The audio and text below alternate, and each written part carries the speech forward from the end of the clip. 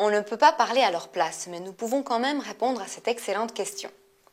Commençons par une raison technique. La famille a de la place, c'est-à-dire une ou plusieurs chambres libres, et équipées pour y accueillir des hôtes.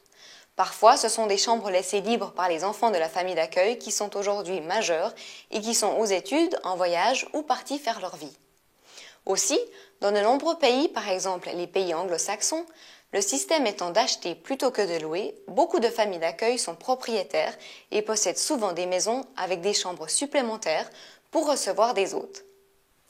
Le logement chez l'habitant est payant et cela fait également partie des intérêts de la famille d'accueil. C'est aussi pour cette raison qu'on peut choisir non seulement la destination où l'on veut se rendre, ce qui n'est pas rien, mais aussi ses dates et la durée ainsi que communiquer des souhaits par rapport à la famille. Tous ces points fondamentaux ne sont évidemment pas possibles si les familles étaient bénévoles.